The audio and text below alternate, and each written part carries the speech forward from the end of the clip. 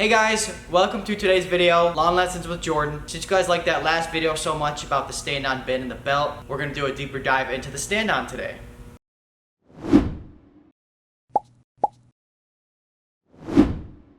So, we have our platform. Our operator usually stands up here like this. We have our drivable joystick. It's really nice because they can drive the whole machine with one hand, and with the other hand they're going to be turning on their feed belt and turning on their spray booms. Again, this is a ground meter machine, so even if these switches are on and the machine stops, no product will be coming out. Along with that, if we ever have to do a hillside or we can't fit our machine into a gated area, every machine is equipped with a hand spreader. This will just help the guys kind of spread those tiny areas or areas where the machine can't get to. Coming over to this side, we have our hand sprayer. So this will spray about 25-30 feet in all directions, again, where the machine can't fit into tighter areas, into corners, around AC units, all that type of stuff. So it can be very accurate with our applications, and then again, this is very targeted. So on each side of the machine, we have our spray booms, left and a right spray boom. Now these apply in a fan pattern type, so about a 6 feet swath, so when we're driving, fertilizing the lawn, we could turn on those booms at the same time, again, and apply that targeted weed control to specific broadleaf weeds in your lawn. If you look in close here too, we actually use a bigger tip size than most machines. So again, our drift potential is much less. And we also have a boom on here to protect the spray tip, but this also helps act as another buffer to drift as well. We're going right to the front of the machine. Again, we have our bin that we talked about last week. You know, we can have our different types of product in here.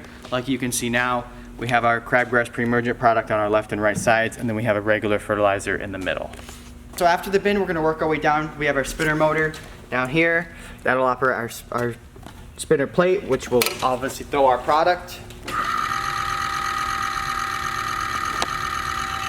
And as you can see as well, I can put down a deflector right next to that spinner plate, and it's going to keep us from throwing product on hard surfaces. And we put it up when we're in open grass areas where we can throw the product. The last part we have is our front access panel. That's where we're gonna be able to tweak our rates or shut off a certain bin if we have to.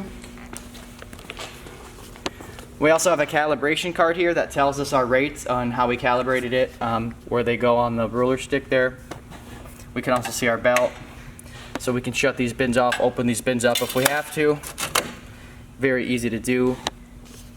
And then we just close this. We took a look at our belt last time. Now let's see where it goes actually on the machine.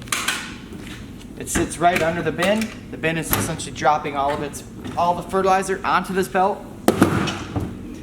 And then the belt will be slowly moving down into this funnel where it falls onto the spinner plate. With this machine, we can usually apply about 3 to 4 feet between our passes, because our fertilizer is throwing about 10 to 12 feet again, and our herbicide is spraying in about a 6 to 7 foot swath again. So we can get very accurate with our applications. We know what we're throwing down at the precise rates, and it's a great machine, and you'll likely see it on your lawn this year. Thanks for tuning in for another episode of Lawn Lessons with Jordan. If you like more of our equipment or want to see more of these videos, let us know. We'd love to shoot them for you. Again, you'll be seeing this out on the lawns this season.